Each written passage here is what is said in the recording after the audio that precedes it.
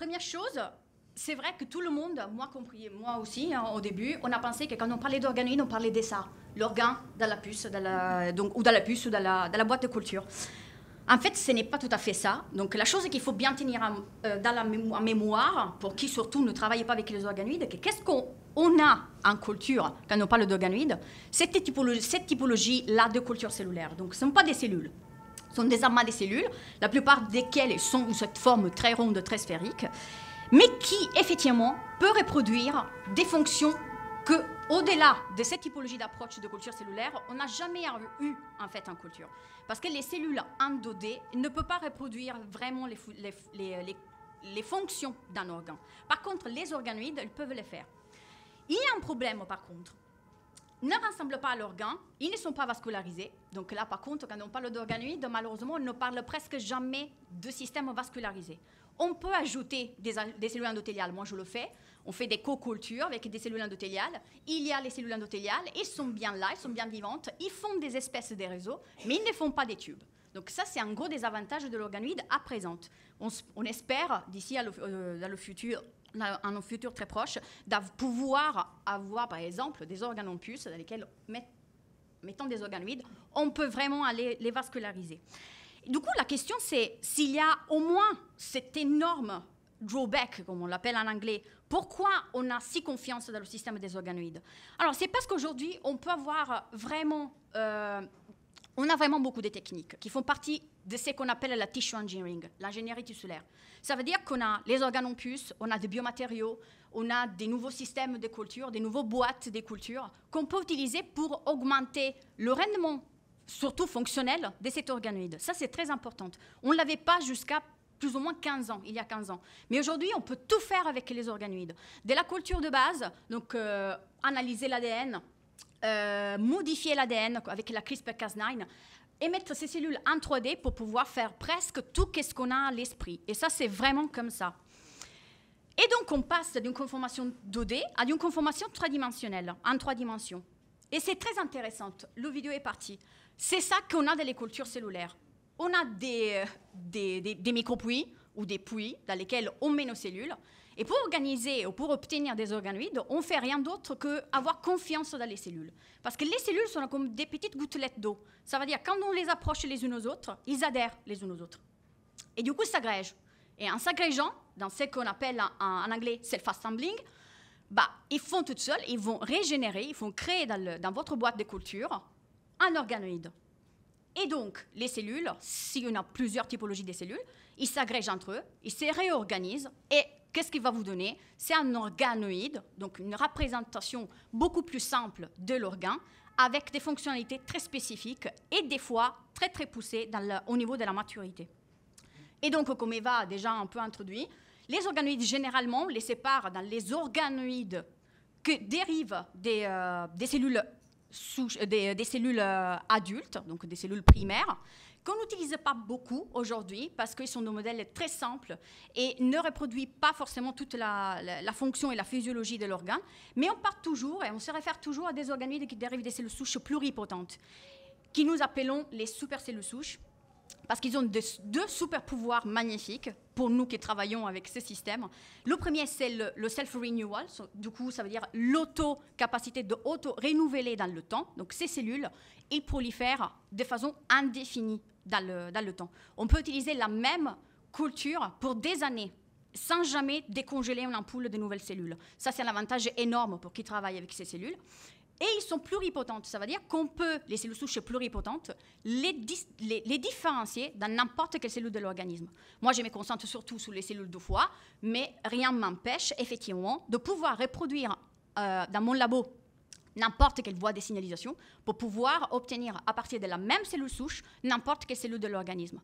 Après, la seule chose qu'il faut faire est prendre ces cellules et former un organoïde avec, et faire les tests de pharmacologie, ou de biologie de base, ou de modification génétique, ou qu'est-ce que vous voulez. Ça, typiquement, c'est une colonie de cellules souches qu'on utilise aujourd'hui pour différencier les cellules et générer les organoïdes. Alors, il y a deux raisons principales pour lesquelles les organoïdes seront très importantes. Ils sont aujourd'hui, mais seront très importants dans le futur. Je vais me connecter aussi au topo de tout à l'heure. C'est qu'il faut trouver une alternative, entre guillemets, ou quand même quelque chose qui peut aider et coadjuver les tests animaux. Parce qu'on n'est pas des souris, on n'est pas des rats, on est très loin d'y être pareil.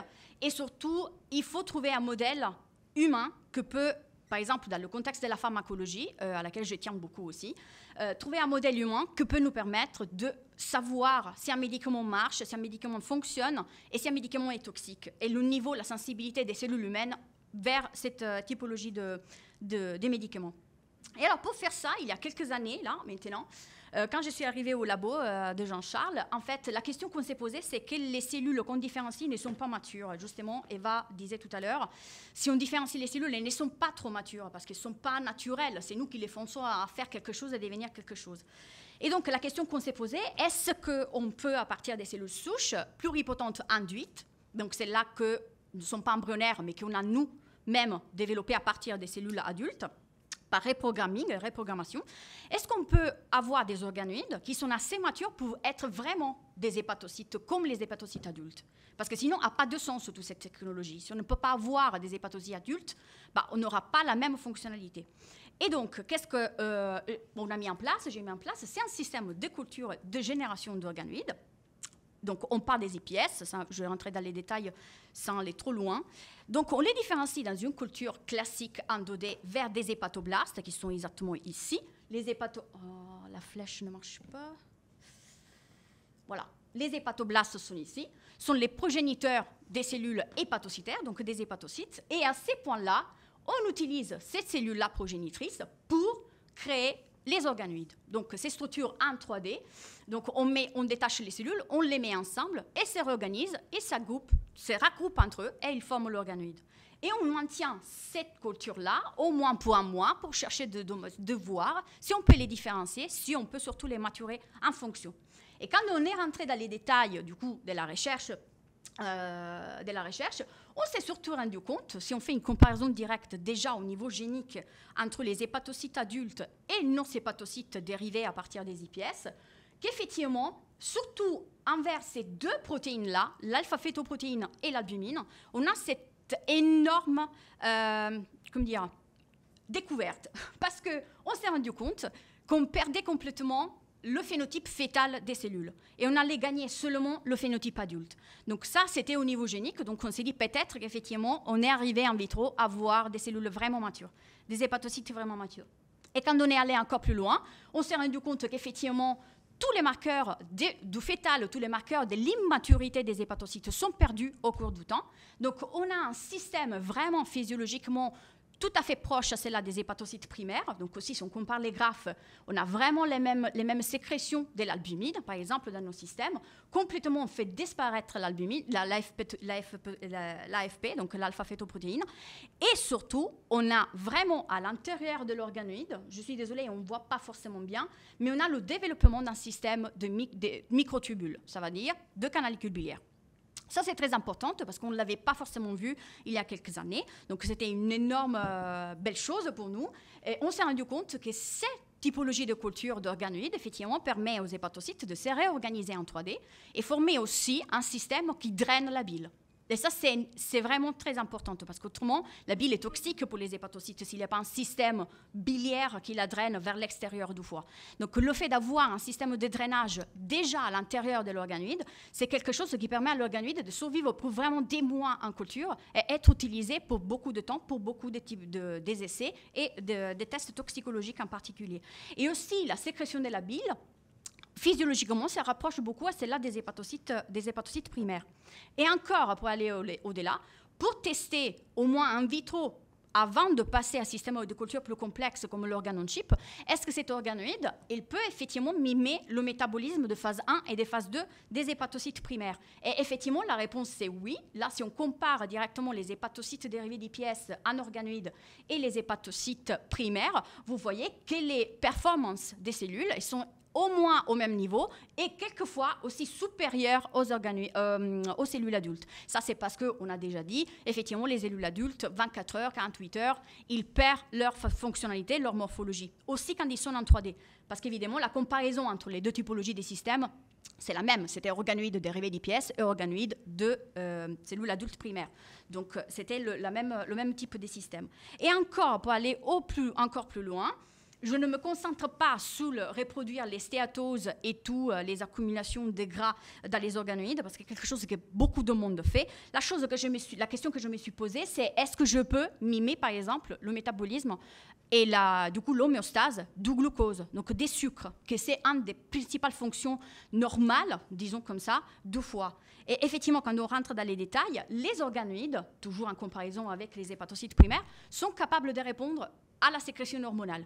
Donc, si j'utilise de l'insuline ou du glucagon dans mon système, effectivement, j'arrive à avoir exactement la réponse physiologique qu'un hépatocyte adulte a généralement dans un organisme. Ça veut dire, je peux accumuler le glucose, un glycogène, et si je n'ai plus de glucose, du coup, par exemple, je suis en train de faire un jeûne très très fort, bah, les organoïdes et les hépatocytes des organoïdes vont relarguer du nouveau glucose à l'extérieur, donc pour imaginer effectivement de pouvoir fournir l'organisme de cette molécule qui est importante pour produire l'énergie.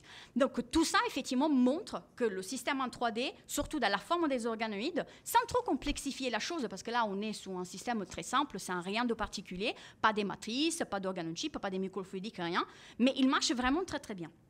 Alors juste pour entrer encore un peu plus loin, aller un peu plus loin, je vous présente un autre travail de notre labo, toujours en collaboration avec ma collègue Eleanor Luce, où on a cherché de voir si on peut mimer aussi des maladies rares avec cette histoire des organoïdes. Parce que ça, c'était une question véritable. OK, je les fonctionnalise, mais au final, est-ce que me donne quelque chose au niveau de la médecine, au niveau du futur ? Alors, l'hémophilie B, c'est une maladie très similaire à l'hémophilie A, mais ce n'est pas du tout la même, parce que l'hémophilie A est due à l'absence ou le malfonctionnement du facteur 8. Par contre, l'hémophilie B est due à l'absence ou le malfonctionnement du facteur 9 de la coagulation. Le facteur 9 est produit par les hépatocytes. Donc, qu'est-ce qu'on a fait au labo? C'est de prélever des cellules qui dérivaient du patient, qui s'est effectivement était atteint de la maladie. Il pouvait produire la protéine, mais la protéine ne marchait pas. Donc, on n'avait pas le facteur 9 fonctionnel. Donc, on ne pouvait pas coaguler. Et donc, qu'est-ce qu'on a fait? On a cherché de corriger cette cellule à travers les techniques de modification génique, la CRISPR-Cas9. Et on a cherché de voir si on pouvait mimer effectivement la maladie in vitro. Première chose qu'on a fait, c'est l'approche classique. Donc, on a fait de la culture en 2D. Effectivement, on a démontré qu'en 2D, on ne peut pas avoir un degré de maturation importante. Et les facteurs 9, c'est un facteur de coagulation qui est exprimé seulement dans l'adulte, surtout. Donc, si les hépatocytes ne sont pas très matures, ce facteur de coagulation, il n'est pas trop exprimé ou ne marche pas. Ça, c'est très important. Donc, pour pouvoir le voir activement, il faut avoir des hépatocytes matures. En 2D, on n'arrivait pas. Donc, on avait encore de l'AFP, on avait l'alpha-fétoprotéine, on avait quand même de l'albumine, mais on n'avait pas le degré de maturation que nous voulons avoir. Et du coup, on est passé à la même technologie que je viens de vous présenter, donc la formation des organoïdes. Et par contre, là, dans les détails, on peut voir qu'encore à nouveau, on peut maturer beaucoup plus les cellules en 3D. Donc, on a cette acquisition d'un degré de maturité très importante. Et surtout, quand on est rentré dans les détails de l'hémophilie B, je ne rentre pas trop dans les détails, mais qu'est-ce qu'on a vu? C'est qu'effectivement, à l'intérieur des organoïdes, les hépatocytes pouvaient produire le facteur 9, pouvaient sécréter le facteur 9, et surtout, le facteur 9 était actif. Donc, il pouvait effectivement rentrer dans la cascade des facteurs de coagulation pour effectivement induire cet effet de coagulation dans le patient. Donc, évidemment, bon, c'est un travail qui là est fini, on n'a pas de tests précliniques là encore, ni prévus pour le moment, mais l'idée c'est que effectivement, si on peut déjà modifier les cellules pour pouvoir effectivement, comment dire, les modifier et les rendre finalement sains si on part des cellules malades, comme par exemple la modification génique, ou si on veut aller plus loin pour modéliser des systèmes plus complexes et faire des tests des médicaments sur cette typologie de culture cellulaire, bien évidemment que les résultats seront beaucoup plus sensibles de qu'est-ce qu'on a eu jusqu'à présent, en considération que la plupart des maladies rares sont traitées ou avec des médicaments qui coûtent vraiment très très cher, donc pas tout le monde peut se les permettre, ou à travers la transplantation. Donc là, il faut trouver forcément une alternative, au moins pour les tests in vitro précliniques, qui nous permet d'avoir des autres pistes à évaluer. Et naturellement, évidemment, là, je cherche de vous convaincre, mais la chose, ça marche, donc je ne vends pas du vent, là. Les systèmes qui dérivent à partir d'IPS, au moins celui-là. Mais il y a beaucoup qui marchent très bien. Ce sont des protocoles très robustes, donc on peut effectivement vraiment produire des organoïdes qui sont très matures, très fonctionnels. Donc on peut l'utiliser pour modéliser des maladies ou induire des maladies dans des structures saines qui après, naturellement, peut être utilisées aussi pour la toxicologie. Et on espère aussi d'aller encore plus loin sur des versions précliniques vraiment très poussées ou la clinique aussi, parce que ce qu'on fait aussi grâce aussi à Jean-Charles, surtout à l'intérêt de Jean-Charles, c'est de s'approcher le plus possible à la préclinique en développant aussi des systèmes comme le foie, je n'arrivais pas à le dire en français, le foie bioartificiel. Le foie bioartificiel, c'est une machine, je ne sais pas si vous êtes à l'aise, mais c'est une machine de dialyse, comme celle-là qu'on utilise pour les reins, seulement qu'utilisée pour le foie. Et le problème, c'est que vu que c'est quelque chose de chimico-physique qui marche, bon, on cherche d'y ajouter des cellules pour le rendre beaucoup plus performante. Donc ça, c'est quelque chose dans lequel on est très impliqué à développer. Et aussi les organes on chip. Là, je laisse la parole à ma collègue, chère collègue Sakina, qui va vous présenter quelque chose. Et naturellement, éventuellement, être prête aussi pour la transplantation, comme dans le contexte, par exemple, de l'hémophilie B ou des autres maladies. Je tenu dans les temps, plus ou moins. Donc là, les questions, je vais prendre les questions tout à l'heure, du coup, Jean-Charles. Là, je laisse du coup la parole. Merci beaucoup pour m'avoir écouté. Je parle très vite. J'espère que tout était compréhensible.